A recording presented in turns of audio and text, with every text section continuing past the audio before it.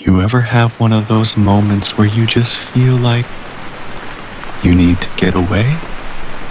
Like your mind is screaming at you to leave, to just put some distance between yourself and everything. That's why we're here. I needed to leave, even if it's just for a little while. I thought I was just being paranoid at first, but I don't know anymore. And I needed to tell someone before I lose my mind. It started a few weeks ago. I was walking home late at night. It was quiet. Too quiet. You know that weird kind of silence where it feels like everything's holding its breath? That. I was almost at my house when I saw someone standing across the street, just barely visible under the streetlight. They weren't moving, just standing there, watching. I slowed down. My house was right there, but something in my gut told me if I opened the door and turned my back to them, something would happen. So I stood still, and they smiled at me. I don't mean a friendly smile. I mean one of those slow, stretched out grins, like they were enjoying something, like they knew something I didn't. Then, as if that wasn't creepy enough, they waved and walked away. I didn't sleep that night. Every time I closed my eyes, I saw that grin, that wave, like they were saying, "See you later." But the thing is, I did see them later, every night after that. Not right away, but somewhere, standing by a bus stop, across the street, just barely in my vision. Never closer, never approaching, just watching. It got to the point where I started taking different routes home. But no matter which way I went, they were there. I started feeling like I was losing my mind. Maybe it was a coincidence. Maybe it was just some random guy who happened to be walking the same way. Maybe I was paranoid until last night. I was in my room, trying to sleep. My curtains were drawn, but I felt off. You ever get that feeling like someone's staring at you? I don't know why I did it, but I got up. I peeked through the blinds. They were there, standing outside, in my yard. They shouldn't have been there. And this time, they weren't alone. There were two of them, both of them staring, both of them smiling, and I swear I saw their lips move. They said something, but I couldn't hear it. I don't know what they want. I don't know why they won't come closer, why they won't do anything. But I knew one thing for sure. I needed to get away. And that's why I asked you to come camping. Because if they follow me out here, at least I won't be alone. I told you I needed to get away. I told you about them, the ones who kept showing up. But I didn't tell you everything. Not the worst part. Not what happened inside my house. The night before we left, something changed. I was in my room, trying not to look out the window, trying to pretend none of this was real. But I couldn't shake the feeling that someone was already inside. I kept hearing these little sounds. Faint. Wrong. Like footsteps. Not heavy ones. Not like someone walking normally. Just these soft taps. like bare feet barely touching the floor, and they were getting closer. I held my breath, listened, then I heard it. Tap, tap, tap, right outside my bedroom door. I wanted to convince myself it was my parents, but something told me it wasn't.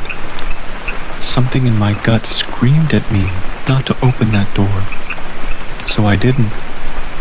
I just sat there, staring at the gap under the door, my breath caught in my throat, and then the light in the hallway went out. I swear to God, my heart just stopped, because at that exact moment, I saw them, their feet. 2 sets of bare feet standing just outside my door. They weren't moving. They weren't knocking. They were just standing there, waiting. I wanted to scream, to run, to do anything, but I couldn't move. I just stared, froze, and then they knocked. Not hard, not urgent, just a slow, deliberate tap, like they were letting me know they were still there, like they were waiting for me to open the door.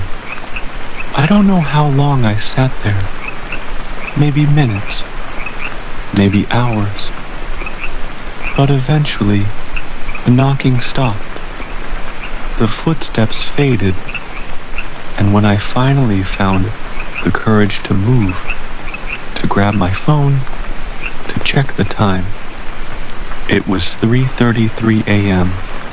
That was when I knew I couldn't stay. I grabbed my bag, shoved in whatever I could, and left.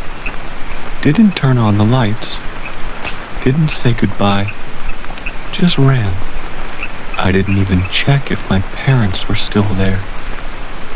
And when I finally found the courage to move, to grab my phone, to check the time, it was 3:33 a.m. That was when I knew I couldn't stay. I grabbed my bag, shoved in whatever I could, and left. Didn't turn on the lights, didn't say goodbye, just ran. I didn't even check if my parents were still there. As soon as my foot hit the hallway floor, I felt it. A shift. The air around me grew heavier, thicker, like the entire house was holding its breath. The silence was deafening, pressing against my ears, making my heartbeat sound impossibly loud. I forced myself forward, each step measured, careful. The wooden floor beneath me creaked, and I froze. Then, a whisper, software, so soft that for a second I thought I had imagined it, but then I heard it again, closer. My breath hitched, my fingers curled around the strap of my bag, knuckles white. The front door was only a few feet away, just a few steps and I'd be outside, free. But then, from behind me, a floorboard groaned. I didn't dare turn around. My entire body screamed at me to run, to move, to get out before another step. Right behind me, I bolted. The front door flung open before I even realized I had reached it. I stumbled onto the porch, my lungs burning, my vision blurring at the edges. The night air was thick and humid, clinging to my skin, but I was shaking, ice cold. I didn't stop running. Not until I was a few blocks away, breath ragged, hands shaking.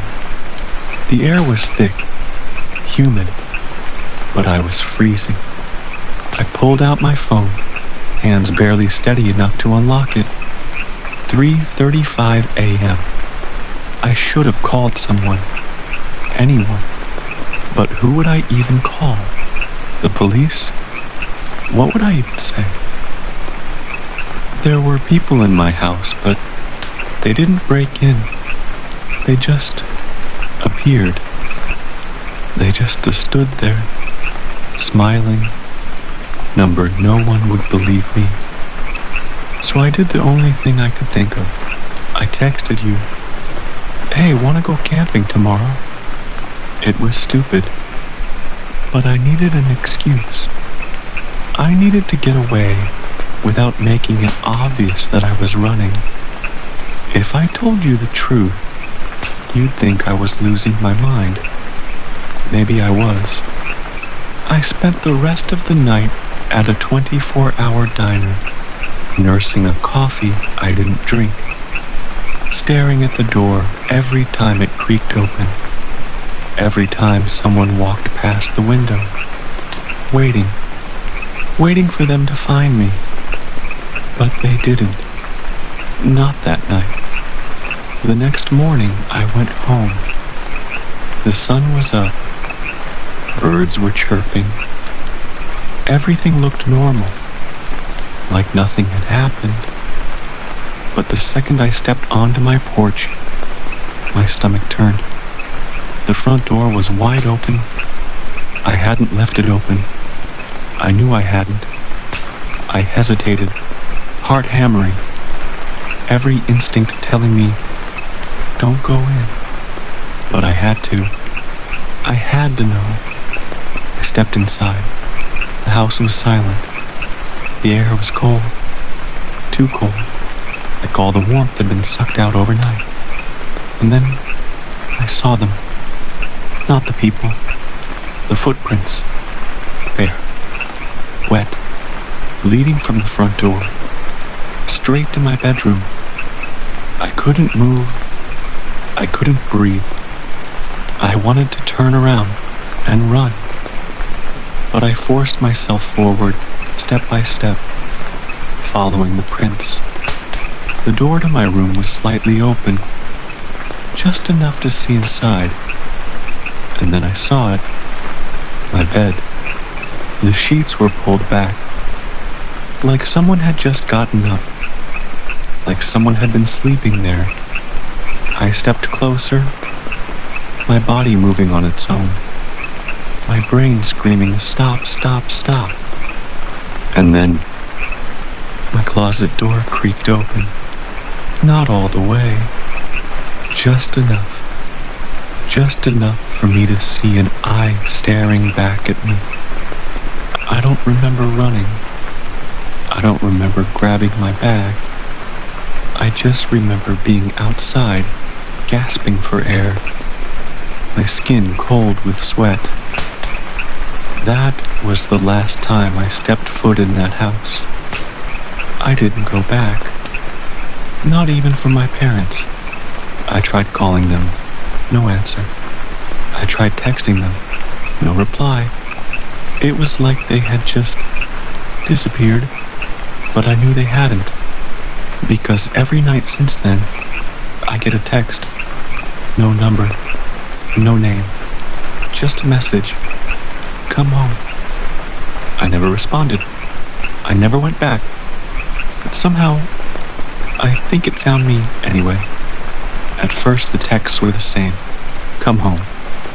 Every night. Always at 3:30, 3 a.m. No name. No number. Then, after a few weeks, they changed. I see you. I froze. My breath caught in my throat. I hadn't been near my old house in weeks. There was no way they could see me, right? I tried to ignore it, blocked the number, switched phones. But the messages kept coming. Every single night. Open the door. That night, I barely slept. I stayed up, staring at my locked apartment door, waiting for something, anything, to happen. But nothing did. The next morning, I packed a bag and left.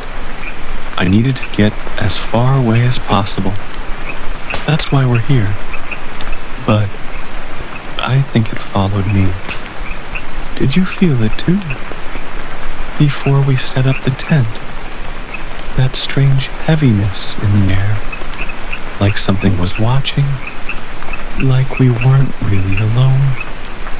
I told myself it was just my imagination, that I was being paranoid. That's what I kept telling myself until last night.